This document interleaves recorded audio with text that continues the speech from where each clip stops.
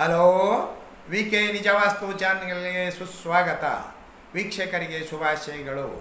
ಈಗಾಗಲೇ ನಾನು ಹೇಳಿರುವಂತೆ ನಮ್ಮ ವಿಡಿಯೋವನ್ನು ಲೈಕ್ ಮಾಡಿ, ಸಬ್ಸ್ಕ್ರೈಬ್ ಮಾಡಿ, ಬೆಲ್ ಐಕಾನ್ ಒತ್ತಿ ಇತರರಿಗೆ ಶೇರ್ ಮಾಡಿ ಎಂದು ಪ್ರಥಮದಲ್ಲಿ ಹೇಳುತ್ತಿದ್ದೇನೆ.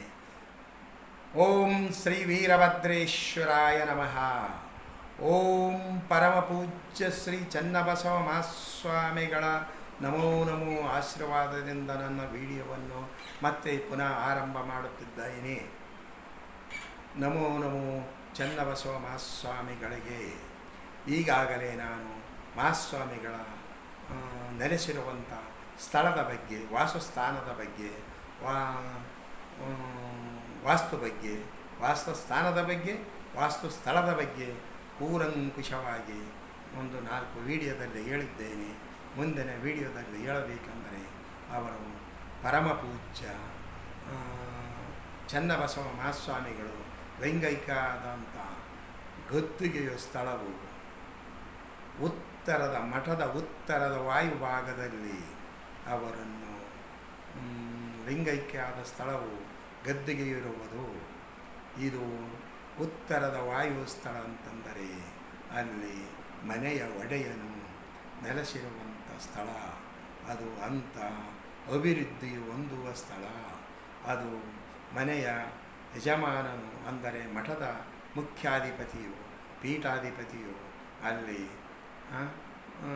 ಅವರ ಗದ್ದುಗೆ ಇರುವುದರಿಂದ ಅದು ಆ ಮಠದ ಭಾಗದಲ್ಲಿ, ಉತ್ತರ ವಾಯುದ ಭಾಗದಲ್ಲಿ ಅದು ಎಷ್ಟು ಒಳ್ಳೆಯ ಕೊಡುಗೆಯನ್ನು ಕೊಡುತ್ತದೆಂದರೆ ಅದು ಮಠಕ್ಕೆ ಒಳ್ಳೆಯ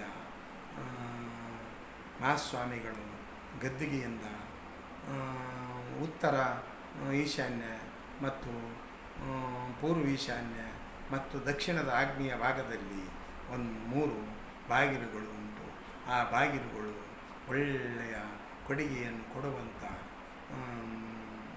ಆ ಗದ್ದುಗೆಯ ಇರುವಂಥ ಮಠಕ್ಕೆ ಒಳ್ಳೆಯ ಸ್ಥಳವಾಗಿರುವುದರಿಂದ ಆ ಮಹಾಮಹಿಮರು ಅದೆಂಥ ಸ್ಥಳದಲ್ಲಿ ನೆಲೆಸಿದ್ದಾರೆಂದರೆ ಅದಕ್ಕೆ ಆ ವಾಸ್ತುಶಾಸ್ತ್ರವೇ ಮುಖ್ಯ, ವಾಸ್ತುಸ್ಥಾನವೇ ಮುಖ್ಯ. ಅವರು ಅದೆಂಥ ಸ್ಥಳದಲ್ಲಿ ಐಕ್ಯ ಆಗಿದ್ದಾರೆ, ಲಿಂಗೈಕ್ಯ ಆಗಿದ್ದಾರೆಂದರೆ ಅದು ಹೇಳಲಿಕ್ಕೆ ಅಸಾಧ್ಯದ ಮಾತು. ಅಲ್ಲಿ ಬರುವಂಥ ಭಕ್ತಾದಿಗಳು ಅವರು ತಮ್ಮ ತಮ್ಮ ನಂಬಿಕೆಗೆ ಅನುಗುಣವಾಗಿ ತಮ್ಮ ಮನಸ್ಸಿನಲ್ಲಿ ಇರುವಂಥ ಬೇಡಿಕೆಗಳನ್ನು ಸಲ್ಲಿಸಿ ಅದರಿಂದ ತಮ್ಮ ಬೇಡಿಕೆಗಳು ಈಡೇರಿದಾಗ ಆ ಭಕ್ತರು ಬಂದು ಆ ಮಹಾಸ್ವಾಮಿಗಳ ಲಿಂಗೈಕ್ಯ ಮಹಾಸ್ವಾಮಿಗಳ ಸನ್ನಿಧಿಗೆ ಬಂದು ಪ್ರತಿಯೊಬ್ಬರು ನಮಸ್ಕರಿಸುತ್ತಾ ತಮ್ಮ ಕಾಣಿಕೆಗಳನ್ನು ಸಲ್ಲಿಸುತ್ತಾ ತಾವು ಮಠದ ಅಭಿವೃದ್ಧಿಗೆ ಕೈ ಜೋಡಿಸುತ್ತಿದ್ದಾರೆ. ಅಲ್ಲಿ ಆ ಉತ್ತರದ ವಾಯುಭಾಗದಲ್ಲಿ ಇರುವಂಥ ಆ ಪೀಠದ ಮುಖ್ಯ ಪೀಠಾಧಿಪತಿಗಳ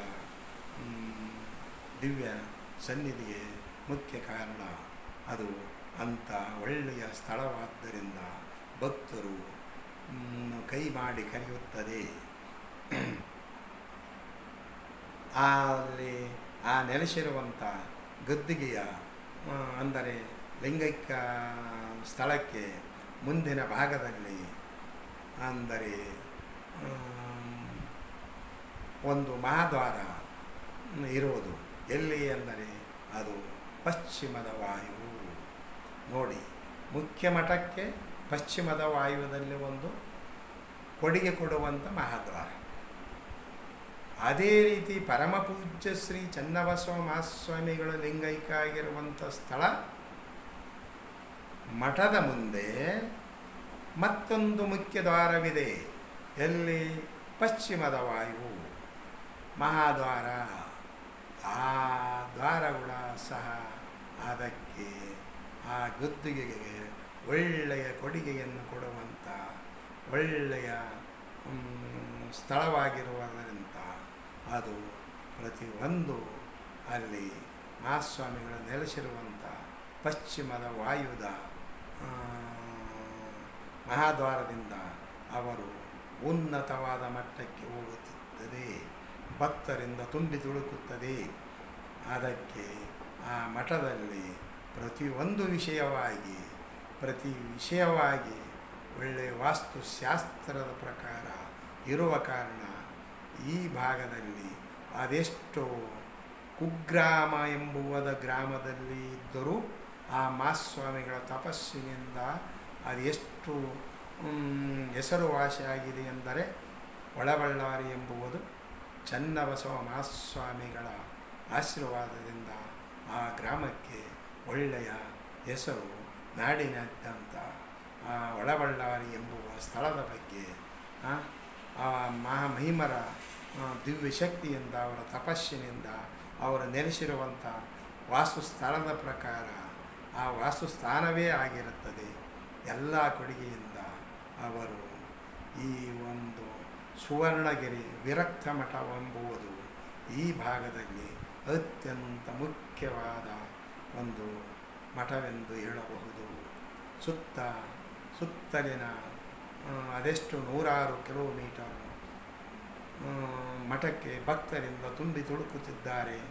ನಾಡಿನಾದ್ಯಂತದಿಂದ ಭಕ್ತರು ಬರುತ್ತಿದ್ದಾರೆಂದರೆ ಅದು ಆ ಮಠದ ವಾಸಸ್ಥಳವೇ ವಾಸ್ತುಶಾಸ್ತ್ರವೇ ಮುಖ್ಯವಾಗಿ ಅವರು ಆ ವಾಸಸ್ಥಳದಲ್ಲಿ ನೆಲೆಸಿರುವಂಥ ಸ್ಥಳವೇ ಅಂಥದ್ದು ಹಾಗೂ ಅದರ ಕೊಡುಗೆ ಅಂಥದ್ದು.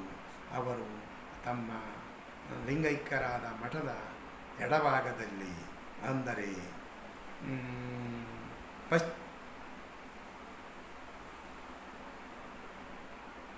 ಪಶ್ಚಿಮದ ವಾಯುಭಾಗದಲ್ಲಿ ಅದೆಂಥ